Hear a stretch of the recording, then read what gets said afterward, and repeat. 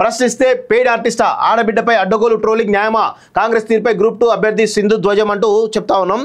సరే, నేను ఆ అమ్మాయికి 2-3 సజెషన్స్, ఆ నాయకత్వం వహిస్తున్న వాళ్ళకి 2-3 సజెషన్స్ ఇవ్వదలుచుకున్నాను. మిత్రులారా, మీరు ఉద్యమం చేస్తున్నారు, ఓకే, బాగానే ఉంది, ఉద్యమం చేయాలి, ఉద్యమానికి దండుగా అందరూ కూడా కలిసి వస్తారనే విషయాన్ని గుర్తుపెట్టుకోవాలి. మీకు గత 10 సంవత్సరాలలో మీకు అన్యాయం చేసింది, నిరుద్యోగులకు తీవ్రమైన అన్యాయం చేసిందే ఈ యొక్క బీఆర్ఎస్ పార్టీ నాయకత్వం. దానిలో కీలకంగా కేటీఆర్ అనే వ్యక్తి గుర్తుపెట్టుకోవాలి. ఎందుకు అంటే, ప్రవళిక అనే అమ్మాయి చనిపోతే ఆ అమ్మాయి మరణాన్ని కూడా లవ్ మ్యారేజ్గా చిత్రీకరించినటువంటి దుర్మార్గుడు ఈ కల్వకుంట్ల కాలకేయుడు కేటీఆర్ అనే విషయం కూడా మీరు గుర్తుపెట్టుకోవాలి. అదేవిధంగా టీఎస్పీఎస్సీ పేపర్లీ స్కామ్ జరిగితే నోరు మెదపడినటువంటి దొంగలు ఈ కల్వకుంట్ల కాలకేయులు. మీకు వాళ్ళ అవసరం ఏమొచ్చింది? నేను సింధుని అదే అడుగుతున్నాను, మీకు వాళ్ళ అవసరం ఏమొచ్చింది? గత 10 సంవత్సరాలుగా నిరుద్యోగులను వాళ్ళ జీవితాలు నాశనం చేసిందే ఈ కల్వకుంట్ల కాలకేయులు. మీరు వాళ్ళతో ఎందుకు కలిశారు అనేది ఇక్కడ ప్రధానమైన ఆరోపణ. మీకు ఉద్యమాలు ఎలా చేయాలో తెలియదు. ఒకవేళ మీరు చేస్తున్నటువంటి ఉద్యమానికి వాళ్ళు తోడైతే కనుక మీ ఉద్యమం మొత్తం కూడా నీరు గారిపోతుంది. మీ ఉద్యమానిపైన ఈరోజు పొలిటికల్ ఇన్వాల్వ్మెంట్ ఉంది కాబట్టి, అది బీఆర్ఎస్ చేసిన దాంట్లో ఈరోజు కాంగ్రెస్ పార్టీని బదనాం చేసేటువంటి ప్రయత్నం జరుగుతోంది కాబట్టి కాంగ్రెస్ పార్టీ ఎందుకు స్పందిస్తుంది? మీరు ఇంకొక విషయం ఏంటంటే, కొంతమంది పొలిటికల్ స్టేట్మెంట్ ఇస్తాం నిరుద్యోగ నాయకులు ఎవరైతే ఉన్నారో, మేము రేవంత్ రెడ్డి రాజీనామా చేయాలి, రేవంత్ రెడ్డి మేము గద్దె దింపుతాం అనేటువంటి పొలిటికల్ స్టేట్మెంట్ ఇస్తా ఉన్నారు. ఎందుకు? మీకు ఏమవసరం? రాజకీయాలకు మీకు ఏమవసరం? మీరు ఉద్యమాలు చేయాలి, ఉద్యమాల ద్వారా మీ యొక్క సమస్యలు పరిష్కరించుకోవాలి, అంతే కదా. ఇప్పుడు కాంగ్రెస్ ప్రభుత్వానికి, రేవంత్ రెడ్డి ప్రభుత్వానికి 4.5 సంవత్సరాల సమయం ఉన్నది. 4.5 సంవత్సరాల సమయంలో మీకు ఇప్పుడు పొలిటికల్ స్టేట్మెంట్ ఇవ్వాల్సిన అవసరం ఏంది? మీ వెనకాల ఎవరున్నారు అనేది ఇప్పుడు అందరి మధ్య చర్చ అనేది జరుగుతూ ఉంది. మీరు ఉద్యమాలు చేయాలంటే మీతో పాటు కలిసి నడవడానికి ప్రజా సంఘాలు ఉన్నాయి, అనేకమైనటువంటి ప్రతిపక్ష నాయకులు. బీఆర్ఎస్ పార్టీ పక్కన పెట్టండి, ఇంకా పొలిటికల్ పార్టీ లేవా? సిపిఐ లేదా? మధ్యకృష్ణ మాదిగ లాంటి వాళ్ళు లేరా? అదేవిధంగా బీజేపీ లేదా? అదేవిధంగా ఇన్నయ్య లాంటి వాళ్ళు, విఠల్ లాంటి వాళ్ళు, పృథ్వీరాజ్ లాంటి వాళ్ళు అనేక మంది ఉన్నారు కదా. మాలాంటి గొంతుకలు ఉన్నాం కదా. మీ యొక్క ఉద్యమానికి ప్రజల వద్దకు, అదేవిధంగా పాలకుల వద్దకు తీసుకోవడం మేము అందరూ ఉన్నాం కదా. మీకెందుకు బీఆర్ఎస్ పార్టీ అవసరం వచ్చింది? మీరు కాంగ్రెస్ పార్టీ కూలుస్తామని చెప్పేసి, రేవంత్ రెడ్డి రాజీనామా చేయండి అని చెప్పేసి ఇష్టం వచ్చిన స్టేట్మెంట్ ఇస్తూ ఉంటే, మీరు ఉద్యమాలు చేసేది కాంగ్రెస్ పార్టీ దించడానికా, లేకపోతే మీ యొక్క ఏవైతే సమస్యలు ఉన్నాయో, నిరుద్యోగుల సమస్యలు అవుతున్నాయో వాటిని నెరవేర్చుకోవడానికా? నేను అదే అడుగుతా ఉన్నాను స్పష్టంగా. మీకు ఉద్యమాలు చేయరాకపోతే, ఉద్యమాలు సంవత్సరాలుగా 10-15 సంవత్సరాలు చేస్తున్నటువంటి వాళ్ళను మీరు అడగండి, తెలుసుకోండి ఉద్యమాలు ఎట్లా చేయాలో. అంతేగాని బీఆర్ఎస్ పార్టీలో ఉన్నటువంటి కల్వకుంట్ల కాలకేయులు కలవడం ద్వారా ఇదేమవుతుందంటే, వాళ్ళు పొలిటికల్గా మార్చుకోవడానికి మీ యొక్క అమాయకమైనటువంటి జీవితాలతో ఆడుకొని మీరు ఆత్మహత్య చేసుకునేలా ప్రేరేపించడం ద్వారా వాళ్ళు ఈరోజు శివరాజకీయాలు చేయడం ద్వారా లబ్ధి పొందాలనేటువంటి ఒక ప్రయత్నం జరుగుతూ ఉంది. దాన్ని మీరు గమనించాలి. దానిలో భాగంగానే మీ పైన ఇలాంటి ట్రోలింగ్ జరుగుతూ ఉంది. దయచేసి నిరుద్యోగ ఎవరైతే ఈ ఉద్యమాన్ని లీడ్ చేస్తున్న వాళ్ళు, మీరు దయచేసి పొలిటికల్ స్టేట్మెంట్లు ఇవ్వకండి.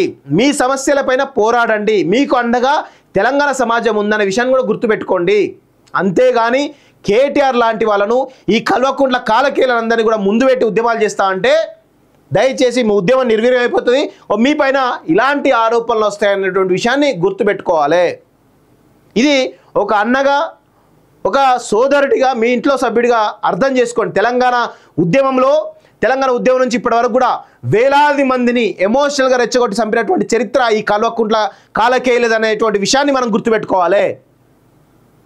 ప్రశ్నిస్తే పెయిడ్ ఆర్టిస్టా ఆడబిడ్డపై అడ్డగోలు ట్రోలింగ్ న్యాయమా కాంగ్రెస్ తీర్పై గ్రూప్ 2 అభ్యర్థి సింధు ధ్వజం అంటూ చెప్తా ఉన్నాం.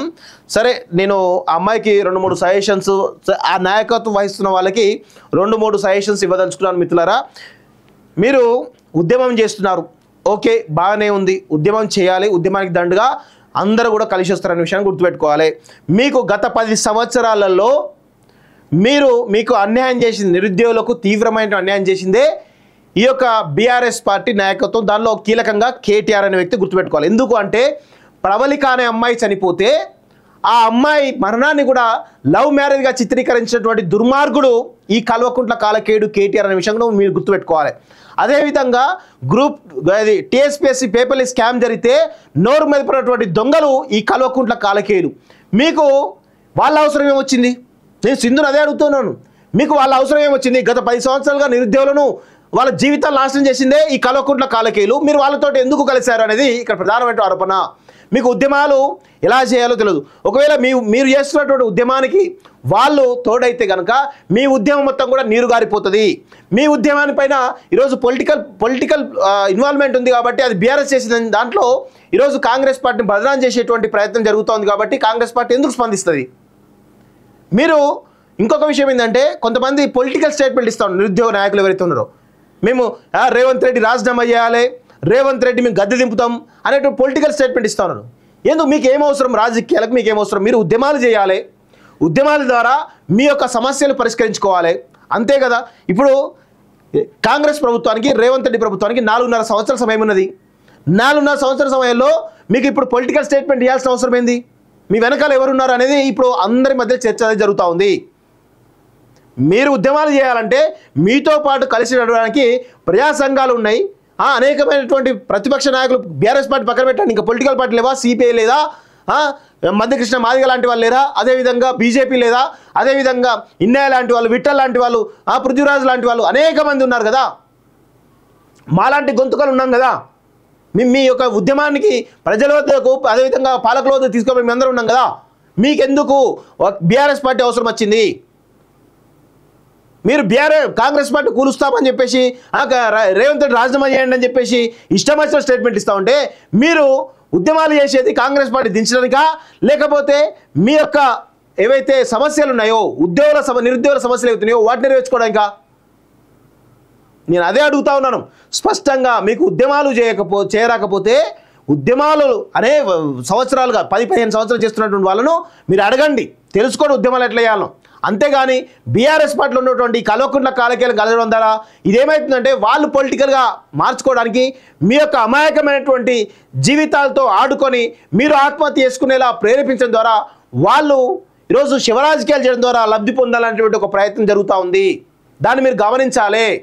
దానిలో భాగంగానే మీ పైన ఇలాంటి ట్రోలింగ్ జరుగుతూ ఉంది. దయచేసి నిరుద్యోగ ఎవరైతే ఈ ఉద్యమాన్ని లీడ్ చేస్తున్న వాళ్ళు మీరు దయచేసి పొలిటికల్ స్టేట్మెంట్లు ఇవ్వకండి. మీ సమస్యలపైన పోరాడండి. మీకు అండగా తెలంగాణ సమాజం ఉందనే విషయాన్ని కూడా గుర్తుపెట్టుకోండి. అంతేగాని కేటీఆర్ లాంటి వాళ్ళను ఈ కల్వకుంట్ల కాలకేయులందరినీ కూడా ముందు పెట్టి ఉద్యమాలు చేస్తా అంటే దయచేసి మీ ఉద్యమం నిర్వీర్యం అయిపోతుంది. మీ పైన ఇలాంటి ఆరోపణలు వస్తాయనేటువంటి విషయాన్ని గుర్తుపెట్టుకోవాలి. ఇది ఒక అన్నగా ఒక సోదరుడిగా మీ ఇంట్లో సభ్యుడిగా అర్థం చేసుకోండి. తెలంగాణ ఉద్యమం నుంచి ఇప్పటి వరకు కూడా వేలాది మందిని ఎమోషనల్గా రెచ్చగొట్టి చంపినటువంటి చరిత్ర ఈ కల్వకుంట్ల కాలకేయులదనేటువంటి విషయాన్ని మనం గుర్తుపెట్టుకోవాలి.